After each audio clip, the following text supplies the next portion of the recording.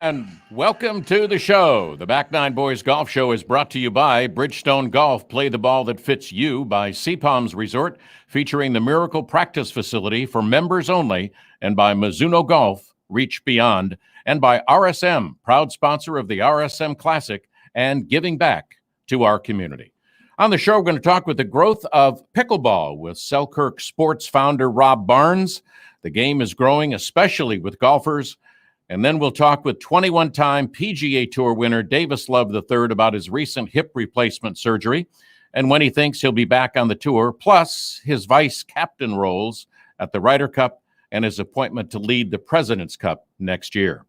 And then finally, we'll talk with Dickie Pride, who just last week won his first Champions Tour event at the Mitsubishi Electric Classic in Duluth, Georgia. But first up is Rob Barnes of Selkirk Sports, who is in Atlanta for a big pro pickleball tournament. Good morning, Rob, and welcome to the Back Nine Boys Golf Show. Thanks for having me, Rich. Really appreciate it. No, you and I haven't seen each other for a couple of years. It was 2 years ago. I think we saw you at the PGA show, and then there wasn't one last year. Well, there was, kind of, but not like it was. But first off, tell us what's going on. And this growth of pickleball, to me, has been amazing. You guys probably said we knew it was coming. Yeah, I mean, so the sport has been growing for the past several years at a quick pace, but especially with the pandemic, people were looking for things, safe things to do. And we saw the growth probably double what it would have been without that. So it's been crazy. And then on the pro side and on the commercial side, it's been growing extremely quickly too. And just pickleball kind of coming onto the scene mainstream between I'm at the PPA Atlanta Open with over 1,200 participants, a bunch of pros. We just debuted Selkirk TV here, our new TV app. And then also with our partnership with Troon, where we're their official equipment provider. So it's been a very crazy year. Yeah, a good year for you. Yes. Yes, we've been very blessed. Yes. So, Rob, do you know how many people are now playing pickleball? And I know it grew like golf has grown during the pandemic, but pickleball also because you could do it outside. Sometimes, but mostly outside. Correct. And like in your driveway. So a lot of parents were buying, portable nets and setting them up and playing with their kids, which was great. So right now it's estimated that there's probably about 3.5 million players. Wow. Last year they were expecting a 10% growth, but due to COVID, there was they expected there was about 20% growth. It's been crazy just because there's it's easily accessible. You can set up a portable net, and then people just kind of transition from there into, playing at higher levels, and then eventually tournaments and clinics and things of that nature. All right. You talked earlier about the Troon, but that was a pretty big announcement in January, partnering up with Troon. What does that do for Selkirk, and what does that do for pickleball with golf properties? Yeah, I think it's a game changer. Troon is such a respected company, and they run such a great organization. And they're extremely large. They're the largest management company in golf, period. And so for them to back pickleball of that nature, and for us to work with them and support them from an equipment side and that official relationship, I think it just shows the potential of pickleball and how when an organization of that nature sees the potential, they're going, all in. They're adding course of facilities. We're working with them on some training materials. It's a game changer to show what pickleball can be in your resort or facility. And the synergies between golf and pickleball are, they're just huge. Many PGA, LPGA players are playing. Matt Kuchar's playing, and a lady that I've happened to play golf with several years ago, Sherry Steinhauer, has now gone bazonkers for the game of pickleball. Yeah. Golf, the age demographic's very similar. And so we see a ton of crossover. Like you said, with Sherry Steinhauer, she's on our team. Actually, she's one of our pros. I've actually played with Matt Kuchar. He's a great guy. He's very, very good actually too. Well, that's because he's a good ping pong player. Yes, on the tour. Does that help ping pong and pickleball? It does. Yeah. Well, and Okay. that's what's great about pickleball is you don't necessarily have to have a sports background, but if you have any form of tennis, table tennis, racquetball, even golf, it's easily kind of those skills are transitioned into pickleball easily. Yeah. I was a big racquetball player. And when I started playing pickleball, I just had some mind blocks as far as when to move up, when to stay back. And if you stay back too far, you get killed. I mean, they just dink it in the front when you're not up by the kitchen and by the net. Yeah, that's what's interesting about it is it's similar to tennis that you're transitioning forward Right. a lot sooner. And that's what kind of adds kind of a fun dynamic to it is that Yeah. we always say it's easy to learn, hard to master. So all those little nuances and kind of almost what we would call chess, right, Right. aspect of the game comes with time, and it makes it fun because there's that element to it. Yeah. So do you see more partnerships coming up for Selkirk Sports with other golf management companies? Yes, I'm sure of it. Oh, we work with a lot of resorts and facilities, so I'm sure over time we'll be partnering with many, especially as people see the growth of pickleball and how it just rounds out your offering for your clientele. That's what these facilities want is they want to serve their customers, and this is a great way to do that. And there's a lot of cities and communities and counties that are building specific only pickleball courts. But also, if you have a tennis court, you can make it into a pickleball court. But it's just incredible to me what I've seen here around Sea Island, Savannah, Hilton Head, as far as the number of pickleball courts that are being built right now. Yeah, a lot of builders can't keep up. It's Yeah. like you said, what's great is you can take a tennis court, put some tape down, and you're good to go. Right. But permanent court installation has been huge and is growing extremely quickly as well. Yeah, and the biggest thing, the difference for me as far as playing racquetball to pickleball or tennis was without the net or the lines, I think I'd be really good at pickleball. Yeah. You have to hit it a Yes. little higher to get over the net compared to what you want to do in racquetball. But anyway, all right. Yes. So Yeah. you're in it. Tell us about the Selkirk TV. I mean, this I think is incredible. You guys now have an app, and I think that's a really big deal. Yeah, we're extremely excited about it. It's probably the biggest undertaking and project we've ever done. My brother Mike, who's also a co-founder and owner as well, and co-CEO of the company, it's kind of his brainchild. And for us, it was how do we serve the pickleball player? Because Right. we get on the sport gets on ESPN here and there, and it gets on other platforms, which is great. But how do we meet that need to the player that constantly is looking? I think very similar to golf, they're constantly looking for new content.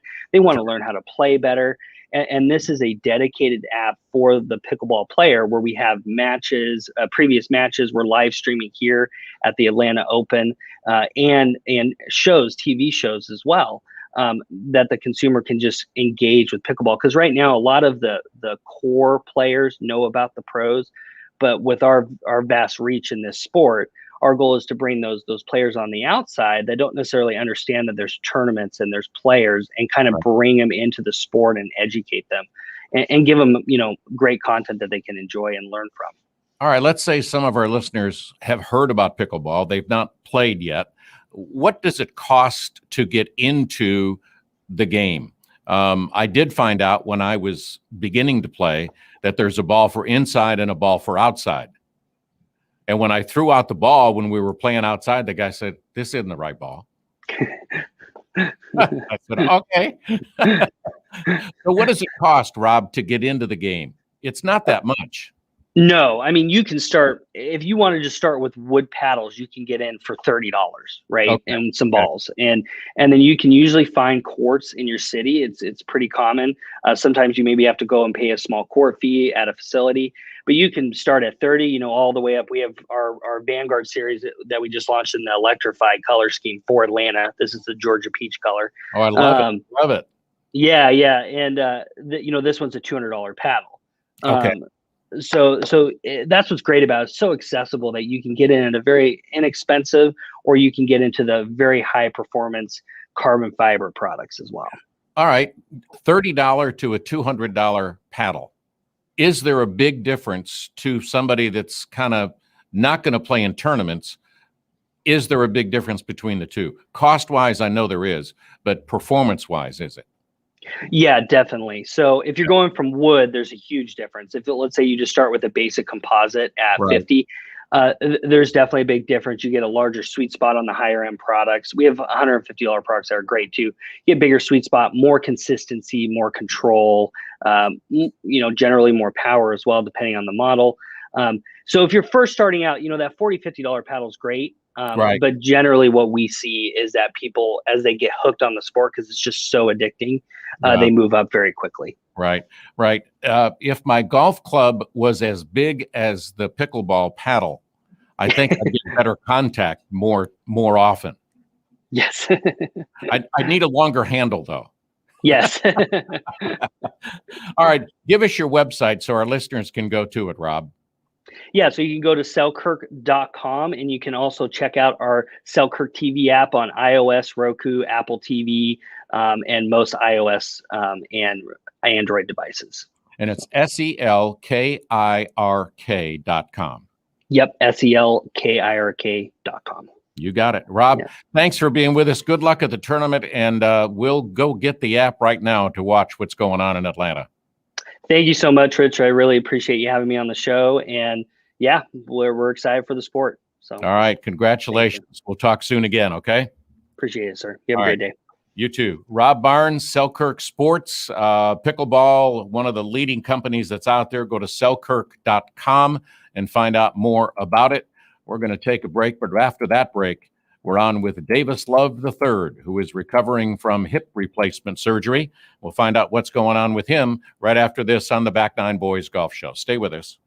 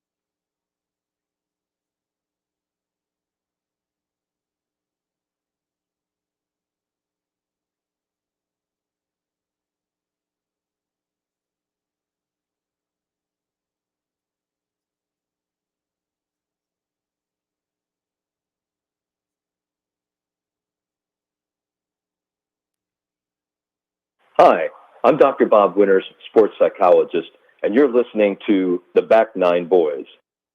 And welcome back. I'm Rich Stiles. Davis Love III, or DL3 as a lot of them call him around here, 21-time winner on the PGA Tour. And it includes a PGA championship, and Davis is with us this morning. Good morning, Davis. How are you? Good morning. Glad to be back on with you guys. It's been a while, and I talked to Jimmy the other day, your agent. How are you doing after your recent trip? Well, I'm doing pretty good. I'm not playing in the PGA or a lot of my favorite tournaments this summer because I had my hip replaced, and I'm like 10 days in, and it's going pretty well. But I'm at 10 days in of 3 months of trying to get back to playing golf. So I'm ready to get back in the gym and back on I'm going to putt for a while and then back on the range and try to get my game back for the fall. Yeah, hip replacement surgery. You went down to Alabama, and what kind of recovery do you think you're going to have, and when do you think you're going to be back? Well, I did this back in the winter of 2017, actually right after the RSM Classic. I remember that. I had my hip replaced, and I was back playing at the Valspar in mid-March. So the goal is to beat that. That was 3.5 months. If everything goes really, really well and the doctors are willing, I hope to play Greensboro, where I've had some good success in the past. And then there's 4 Champions Tour events over about 5-6 week period, and I can ride in a cart if things aren't going great. That's kind of where they want me to shoot for, is Champions Tour. But if it goes perfect, hopefully I can hit Greensboro.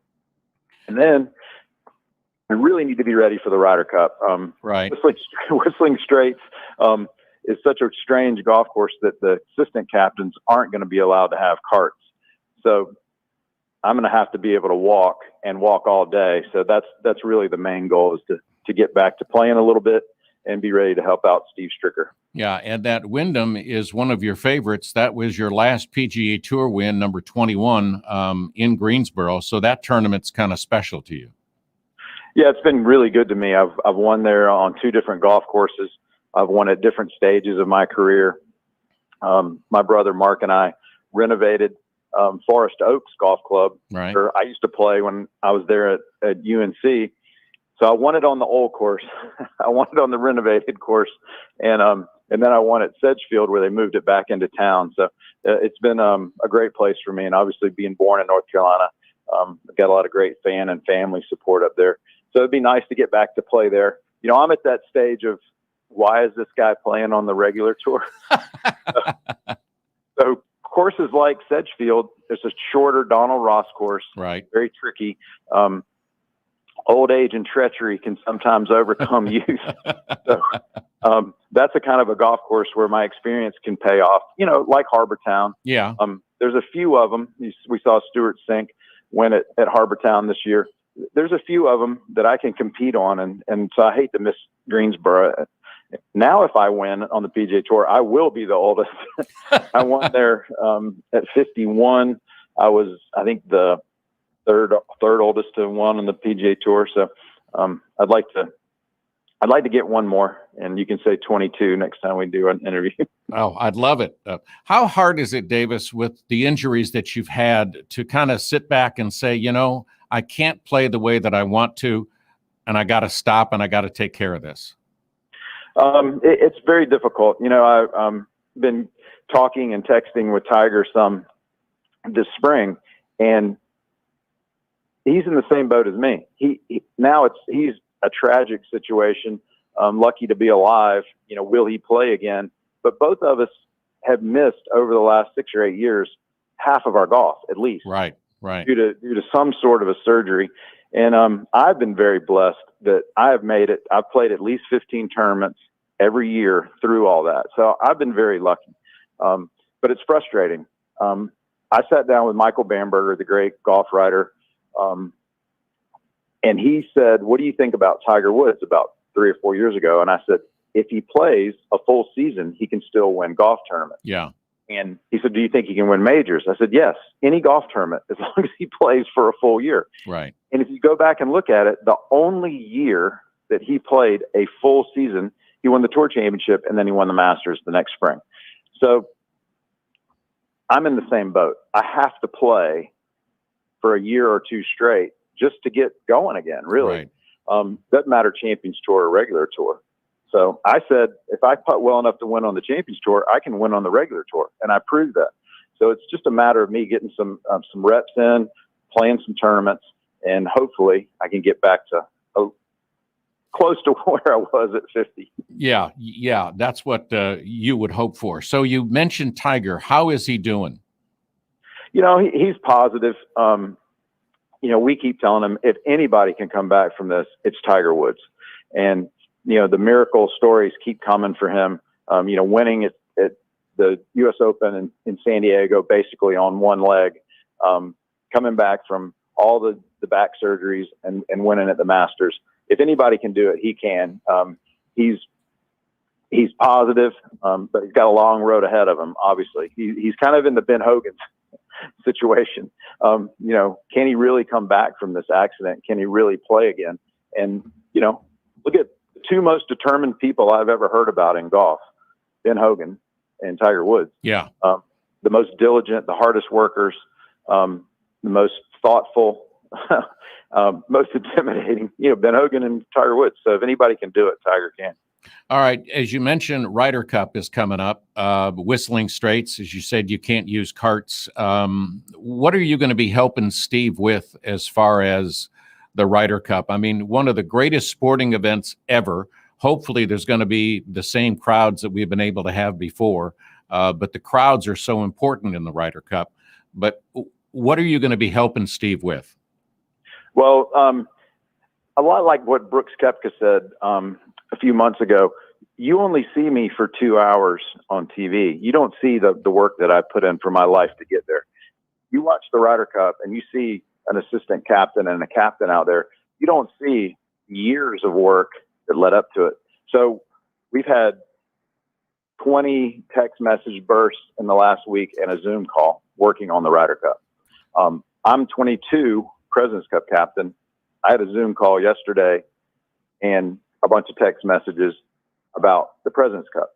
The captains work at it all the time. So I'm helping Steve make decisions. He's got right now assistant captain decisions to make. Right. He's got he had to round up a bunch of guys at the PGA Championship to try on their polo clothes so they could get their fittings done.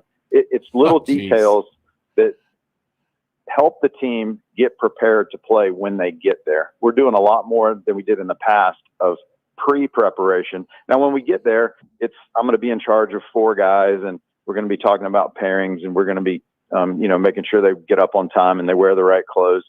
And this little details, but it's a year-round job now.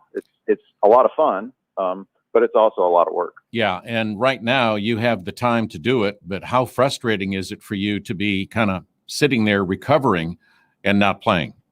Well, I'm watching a lot on TV, which is great. Watching Kiowa, our architect, who you've met, Rich, Scott Sherman. Oh yeah, did all the renovation work over the last couple years at Kiowa because he came up under Pete Dye.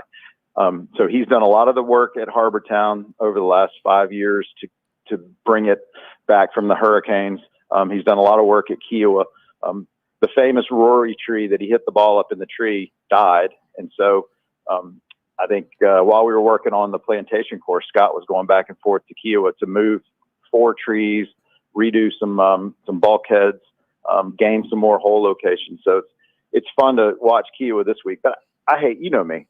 You see me in and out of the office. And when I've got a crutch or a walker, I'm just going in there to find something to do.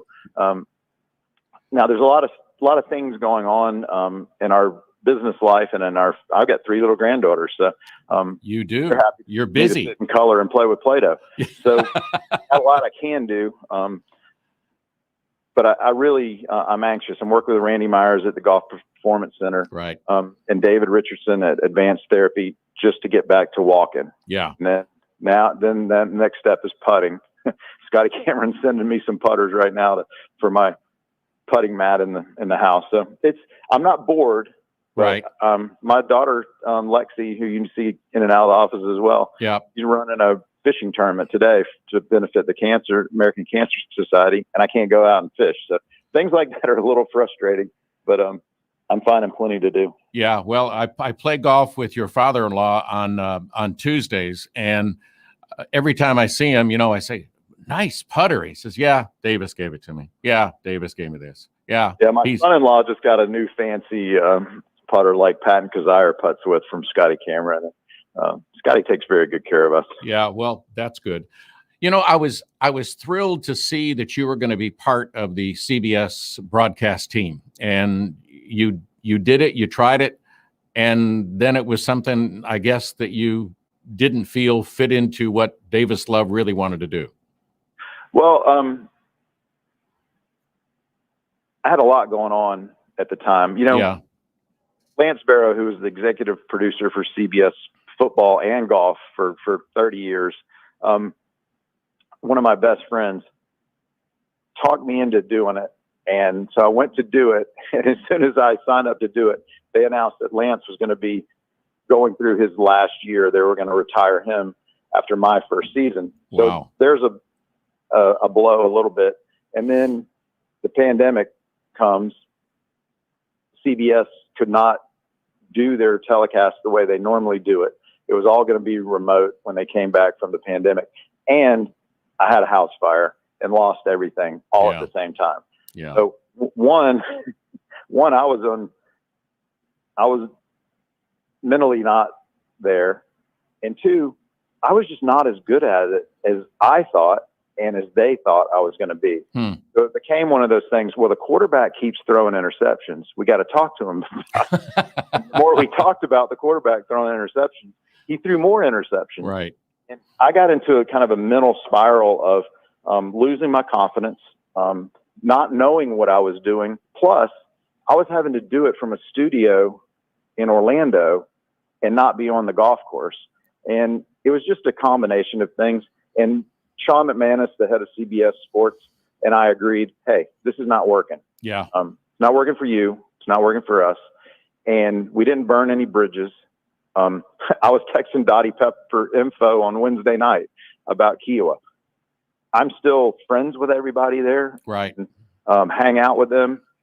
Seller Shy, that's the producer now. I've known him since he was 15 years old. So I'm still in the family a little bit, and I'm not saying that I would never do it, but that's another thing. It's a lot harder than it looks. Ian Baker Finch is so smooth. Jim Nance is incredible. Yeah. I just don't have that quick wit and that little bit of BS in me fill the spaces. And frankly, I could sit here the next 3 months and practice watching the TV now what I know, and I'd get better at it. But right. The timing was wrong. Yeah. And you talked about the fire. Devastating. So sorry to hear, but you lost everything, and including a lot of golf equipment that you've been saving and having over the last many years, a lot of your trophies. That was pretty hard for you at that point. There was nothing you could do about it. Yeah, it's one of those things, God has a plan. Sometimes you don't like it or understand it. It's brought strangely brought a lot of joy and a lot of time together for our family. Mm-hmm. It's hard on the kids, Yeah. Drew Love had a lot of stuff in that house, and Lexi Love had a lot of stuff in that house. As my granddaughter reminds me quite often, my mommy has a lot more trophies than you. She rode competitive horses for 20 years. Right. She had hundreds and hundreds of trophies in our house. So yes, it's for the whole family. It's traumatic. My mom lost her house in 1945 or something when she was a kid. I was very blessed on a lot of things, though. I got in the World Golf Hall of Fame. The World Golf Hall of Fame came to that house and took everything that they liked and put it on display down in St. Augustine. Right. So there is a lot of stuff that could have been gone that wasn't. Family pictures can't be replaced, but we're finding that there's not we're not missing that kind of thing. Right. My mom made a stocking, needle pointed stockings for every kid. Things like that are Right. you'll never get over. Right. But we were 5 or 10 minutes from not getting out of that house alive. So every time we say, gosh, I wish I had my old shorts that I wore that I liked, or I'm missing my polo alligator belt, or that picture of my dad, I think, well, I could have lost my wife, or the kids could have lost their parents. So in some respects, it's hard to get over. In some respects, I'm just very, very thankful. And we bought a great house in Frederica. We're very happy. Our life's moving on. I was insured by the greatest insurance company, Pure Insurance, that's a sponsor on the Champions Tour. Everything worked out okay, but it still drags us down a little bit. Yeah. Well, we are all sorry about that. We're all surprised when we turned on the news that morning and heard about it. But I'm just glad everything is going well. Hope you get speedy recovery, and God bless, and thanks for spending time with us. Well, thank you. I look forward to working with you guys leading up to the RSM Classic. Appreciate you supporting that as always. And I know you're doing some stuff with RSM, so we thank you for that. And 3 months from now, I'll be playing golf, hopefully. Well, we'll be watching. And Davis, I'll see you over at the office every now and then. Take care. All right. Thanks, guys. All right. Davis Love, wishing a speedy recovery, and no pun intended, love to see him back on the course. Next up, Dickie Pride, the pride of Alabama.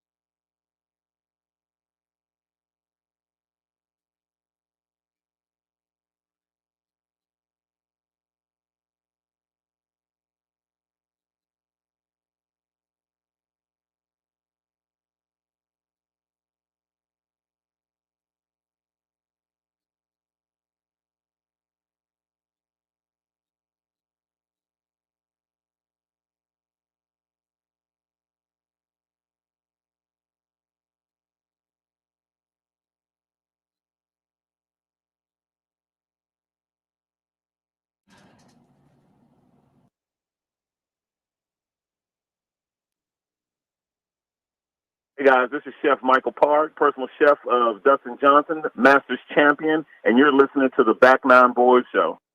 And welcome back. I'm Rich Stiles. I want to thank Dickie Pride, won his first Champions Tour event last week in Georgia. Dickie's on the phone with us. Good morning, Dickie. How you doing? I'm good. How are you, Rich? I am great. It's been a long time since you and I talked. I think you and I talked when I was up in Raleigh, and you were playing some tournaments up there. You and I played together in a pro-am. That's right, in the on the Corn Ferry Tour. Yes, sir. Probably the Rex Hospital Open. Rex Hospital, TPC Wakefield, exactly. Yes, sir. Well, it's been a week. Big win. How does that feel for you? It feels great. I'm starting to come down a little bit from it. I'm starting to. It took to about Wednesday. The good news is I'm in Arkansas with my family. The good news is it rained. I got back here Tuesday. It rained Tuesday, Wednesday, and most of Thursday, so I didn't feel too guilty about not hitting balls and practicing. But Right. I started getting that itch and contacting my my coach on Wednesday, like, hey, when are you going to be around? Because it's time to get back to work. Well, you qualified on Monday to play in the tournament, and that was gratifying to qualify, but then to get in the tournament and win got to be a big boost to your confidence. Oh, for sure. For sure. I've been playing solid golf. I'm going to go with my reading glasses here because I tried to get my computer to work and couldn't work it out. So we're on my phone. So if this messes up, that's my fault, guys. No, we're good.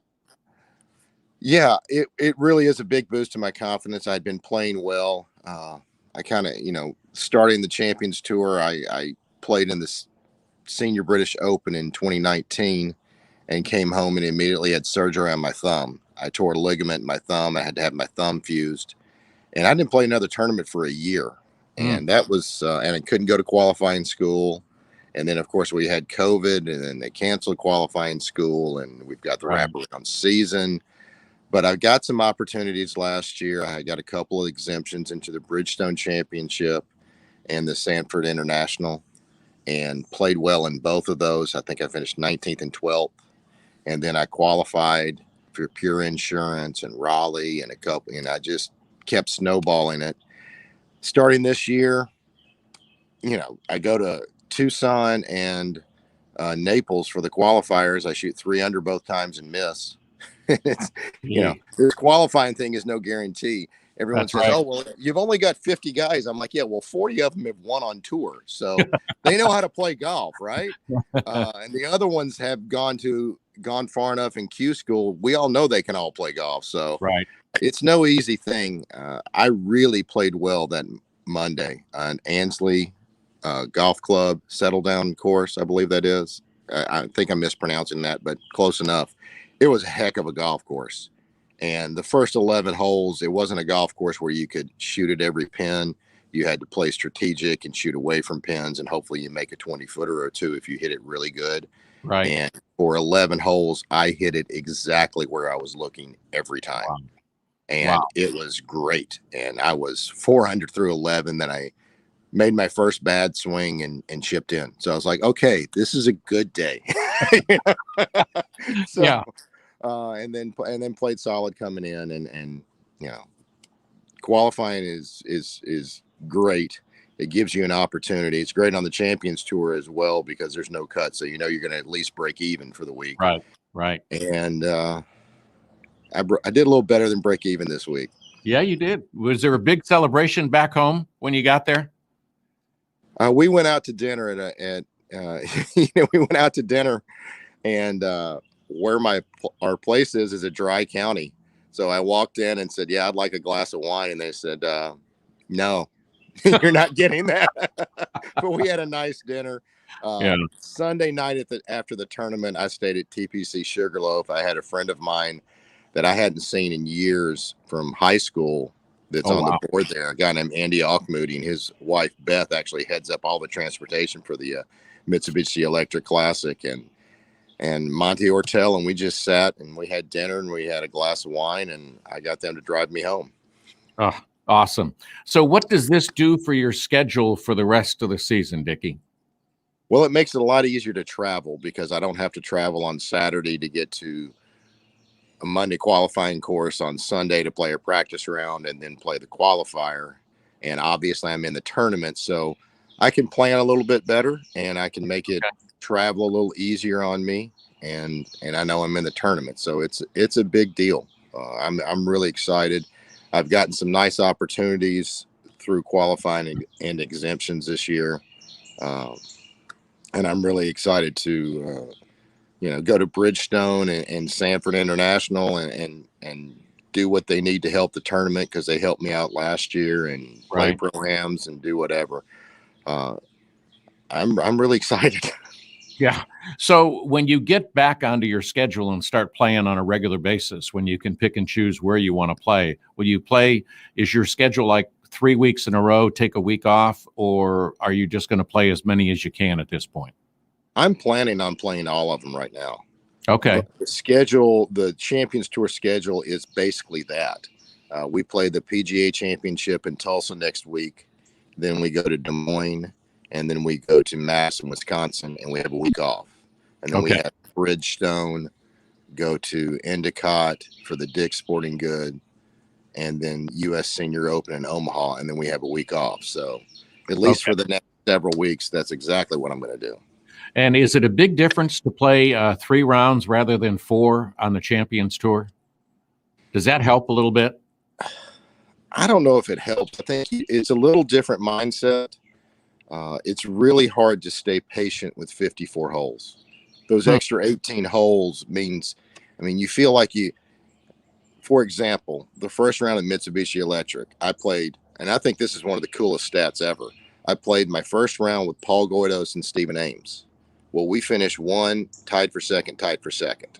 I think that is amazing. Yeah. But I played the first day, I shoot 1 under par, and I'm walking off the golf course fuming because I just watched Goydos make 5 birdies on the back 9 and watched Steven shoot 6 under. Bogeyed the first hole, then proceeds to make 7 birdies. And I'm thinking, I'm playing awful. I got to go get this ready, this and that. And my caddy, Tom Janis, is like, Dickie, you're tied for 12th. You're playing good. Relax. Right. So it is a little different. You have to really make sure that you're staying patient. Yeah. Because once you start trying to make things happen is usually when you make bogeys and get yourself in trouble. Yeah. And, in 4 rounds, you can have a mediocre day, maybe, but in 3 rounds, you really can't. Well, yeah, you have to learn. I've always said, and a lot, I got this from Bob Rotella because he told me this when I first started. He said, if you play a 72-hole tournament, you're going to hit the ball. You're going to strike the ball well, probably 2 days. You're not going to strike it well all 4 days. Right. And with a 54-hole tournament, you're 1 day for sure, maybe 2, you're not going to strike it well, and you've got to score with what you have. Yeah. And that's just kind of the way it is. Well, Dickie, we got to take a quick break. Stay with us right there in your rocking chair on the back porch, and we'll be back with Dickie Pride, Champions Tour winner last week. We'll be right back. But first, we want to tell you about CJ's Italian Restaurant.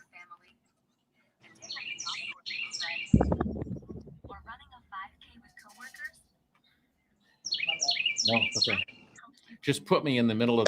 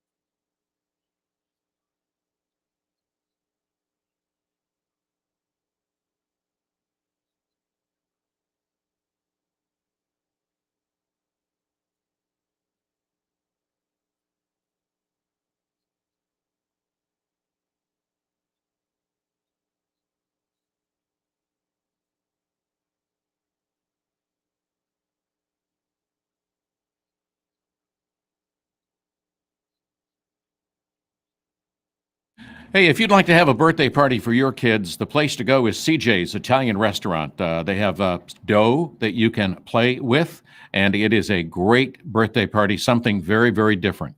And also check out the monthly specials created by the local elementary schools. Pick the pizza, and the schools get part of the money. Check out the full menu at cjsitalianrestaurant.com, and they are open every day except Wednesday, 4:30. There's when they open, but every day except Wednesday. CJ's Italian Restaurant. Check them out at cjsitalianrestaurant.com. This is Crunchy Pete. I caddy for the great Keith Mitchell, and you're listening to Back Nine Boys on ESPN Radio Savannah. And welcome back. I'm Rich Stiles. We're on the phone with Champions Tour winner Dickie Pride on his back porch in Arkansas. Dickie, you have now become, I did some research, the 18th player to win at least once on the PGA, Champions, and Korn Ferry Tour. What does that mean to you?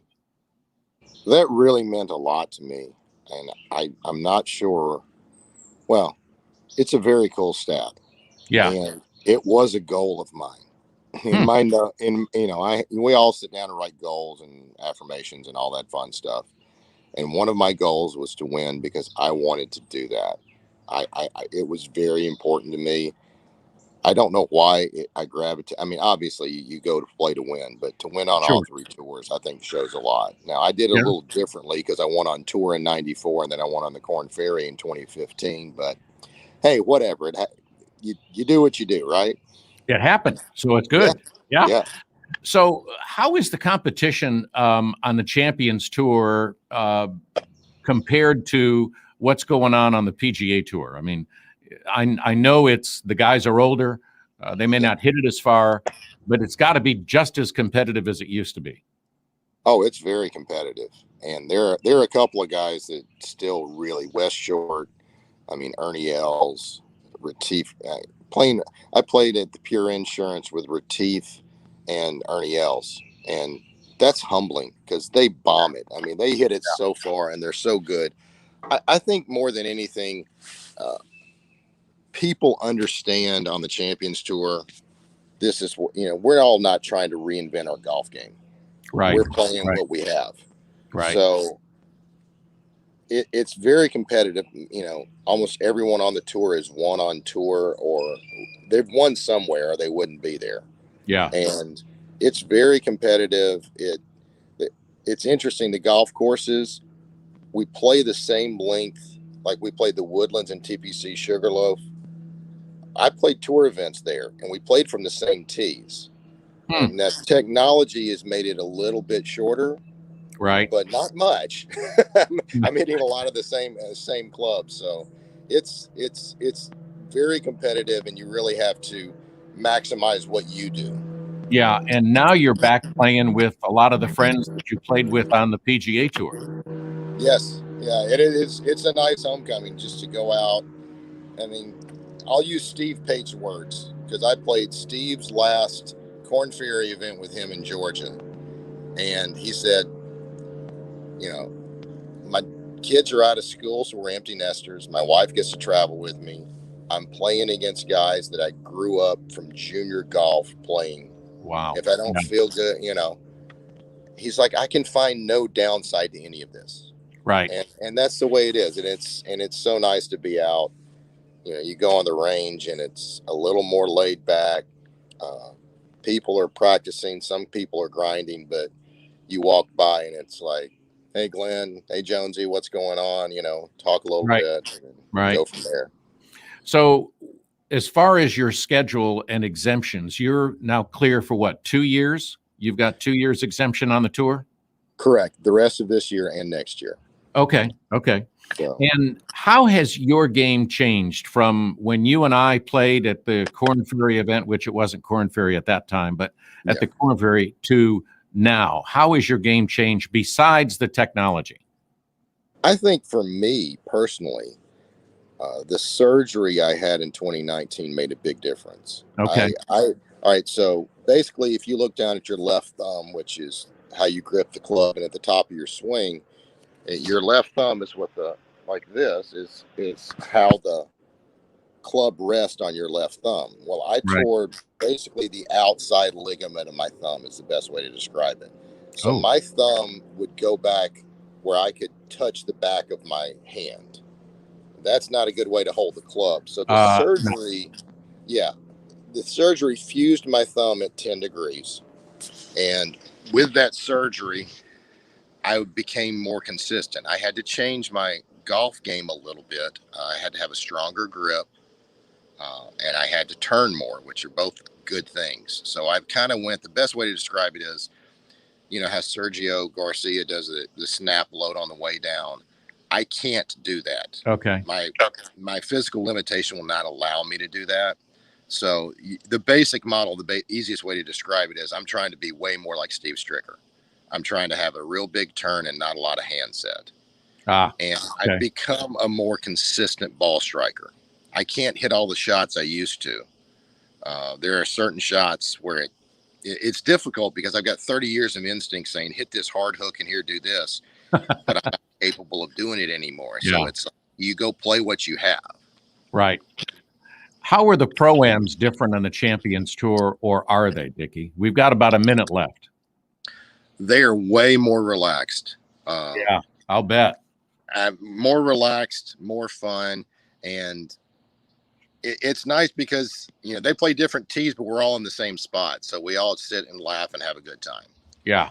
Well, being more relaxed and still having fun at the game that you've played for many years is just a joy. So, Dickie, thanks for being with us. Continued success, and I appreciate you taking the time.